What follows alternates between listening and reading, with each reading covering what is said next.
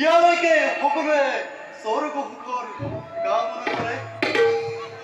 ইন্দ্ৰ, ঠিক তোৰ জীৱন, ঠিক তোৰ বাহুবল, সদাধিক তোৰ পুৰন্দৰ নাম। হে প্ৰভু, মোৰ ইন্দ্ৰত্ব ঘূৰাই নিয়া। এটা বাটৰ ভিক্ষাৰীৰ যদি অকণমান সুখ আৰু শান্তি আছে, কিন্তু মোৰ সুখ নাই, শান্তি নাই।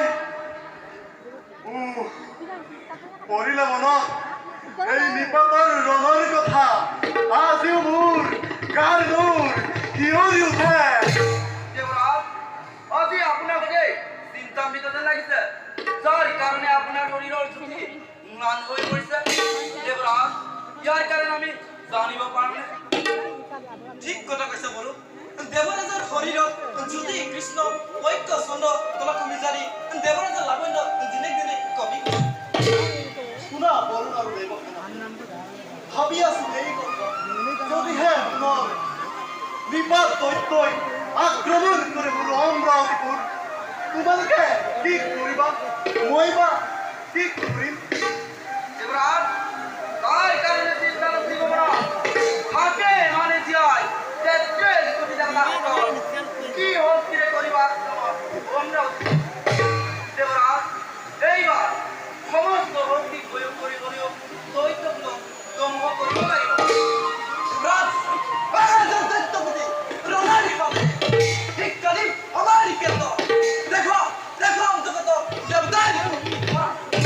মিছা, সকলোবোৰ মিছা। ইন্দ্ৰৰ বজ্ৰেৰে যিনি পাতৰ কোনো ক্ষতি সাধন কৰিব নোৱাৰিব। তেনে কি কৰিব দেৱতা?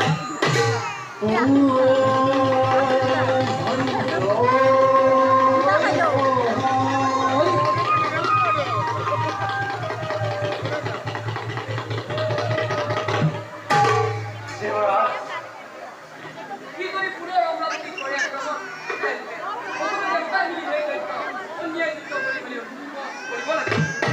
নহয় ভাই, দেৱতাই অন্যায় আৰম্ভ কৰিলে অপচক্ৰ দিব দেৱতাৰ সমগ্ৰ জগত পাইছে।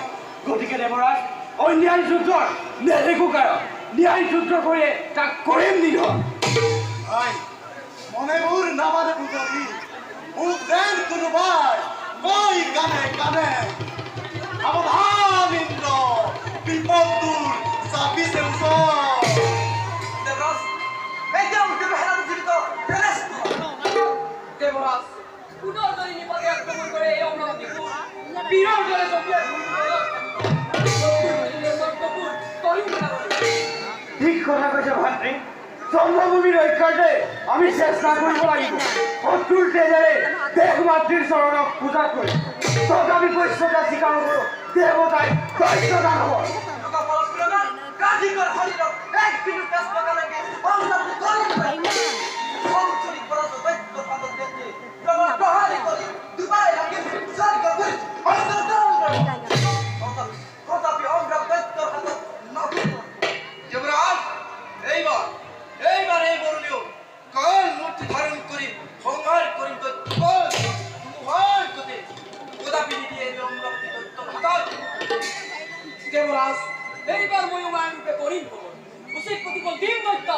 আমাৰ ক্ষেত্ৰ।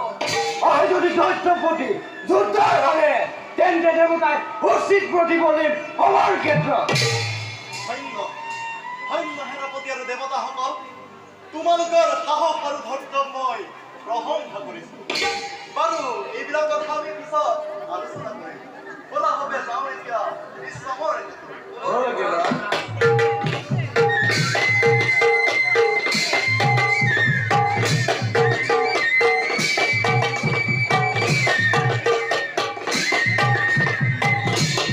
Up, up, up,